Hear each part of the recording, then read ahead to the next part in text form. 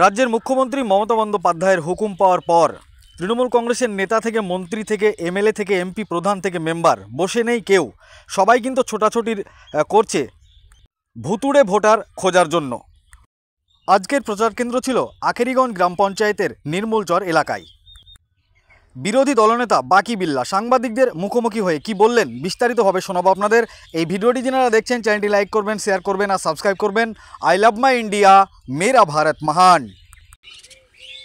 বিভিন্ন জায়গার বিভিন্ন সংসদে আমরা যে পরিক্রমা করেছি মমতা ব্যানার্জির নির্দেশক্রমে, তাতে নামের ভুলভাল, নামের সঙ্গে নাম ঠিক আছে বাবার নাম ঠিক নাই, এরকম অনেকের বাবার নাম ঠিক আছে নিজের নামের ভুল আছে, বয়সের কারেকশান, এইসব অনেক ত্রুটি বিচ্যুতি এগুলো করে রেখেছে। এই নির্বাচন কমিশনের নির্দেশ মোতাবেকই হয়েছে এই বিজেপির চক্রান্ত। আমাদের নেত্রীর নির্দেশ মোতাবেক আমরা এখনই সেই সব বাড়ি বাড়ি যাচ্ছি, যে অন্যত্র থেকে অন্যান্য রাজ্য থেকে যে বিভিন্ন সংসদে বিভিন্ন বুথে সারা পশ্চিমবাংলায় পাওয়া যাচ্ছে যে অন্যান্য অবৈধ ভোটার, যেগুলো একই এপিকে ডবল ভোটার পাওয়া যাচ্ছে, সেরকম আমাদেরও এই এলাকায় পাওয়া যেতে পারে। সেই কারণে আমরা তদন্ত এবং ভালোভাবে যথাযথভাবে আমরা ওগুলা ভোটার লিস্ট সহ অনলাইনে চেকিং করে দেখছি। তবে ভুল নামের ডাবলিং ভোটার পাওয়া যাচ্ছে। কারো ভোট দেখা গেলো যে রানীনগরে আছে, কারো এখানে এরকম একই এপিকে ট্রান্সফার করতে যে হয়তো এরকম মিস্টেক হয়েছে, সেগুলো আমরা কারেকশন করে নেব। আর যেগুলো নামের ভুলভাল আছে সেগুলো আমরা নামের বাবার বয়সের এই সবগুলো কারেকশন যদি না করি, সঠিক সময়ে হয়তো ভোটারদেরকে প্রভাবিত করা হয়, ভোট দিতে দেওয়া হবে না।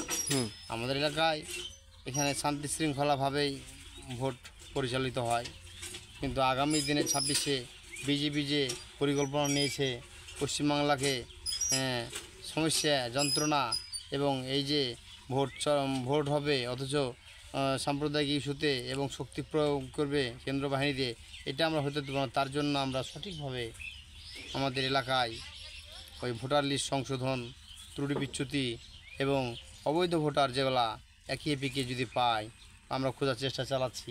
পেলে আমরা সঠিকভাবে তা যথাযথভাবে নির্বাচন কমিশনার বা আমাদের যে ব্লক সমষ্টি উন্নয়ন আধিকারিক আছে তার ডিপার্টমেন্টে তাকে আমরা জানাবো। এখন পর্যন্ত আপনারা একটা পেয়েছেন? আমরা ওই ধরনের ভোটার পাইনি, তবে একই লিস্টে ডাবলিং ভোট পেয়েছি আর নামের ভুল ভালো অনেক পেয়েছি। না, বলছিলাম যে একটাই এপিক নাম্বার কিন্তু দেখা যাচ্ছে দু জায়গায় ভোট, এখানে একটা ভোট কিংবা জিয়াগঞ্জে কিংবা হরিয়ানা মহারাষ্ট্রে যেটা ডবলিং ভোট, এইরকম ভোট কি পেয়েছেন? না, এরকম ভোট এখনও পাইনি। আচ্ছা, যদি পান তাহলে তার উপর কী অ্যাকশন হবে আপনাদের? আমরা সেইভাবে নির্বাচন কমিশনের কাছে সঠিকভাবে লিখিত দিব এবং এই নির্বাচন কমিশনের বিরুদ্ধে আমরা জানাবো যে আপনি এই অবৈধ কাজগুলো কীভাবে করলেন, কার নির্দেশে করলেন।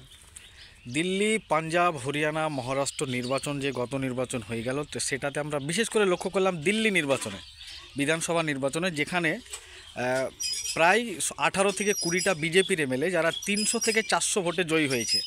তাহলে কি আপনারা মনে করেন যে ওই ভুতুড়ে ভোটার দিয়ে বিজেপি জিতেছে?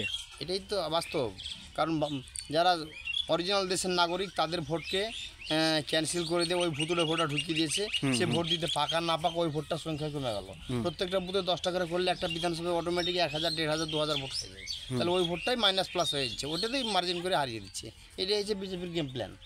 আগামী দিনে এইভাবেই 26 ওরা নির্বাচন করবে, এরকমই পরিকল্পনা আছে। তার জন্য আমাদের মমতা ব্যানার্জি সতর্কভাবে দৃষ্টি দিয়েছে যে যত সারা পশ্চিমবাংলার যে আমাদের যে বুথ আছে প্রত্যেকটা বুথে যে দলীয় কর্মী সমর্থক আছে তাদেরকে নামিয়ে দেওয়া হয়েছে যে তোমরা ভোটার লিস্ট ভালোভাবে চেক করো এবং অনলাইনে দেখো, আর এখন থেকে সেগুলোকে কারেকশন করো, আর অবৈধ ভোটার যেগুলো পাওয়া যাবে সেগুলোকে ক্যান্সেল করো।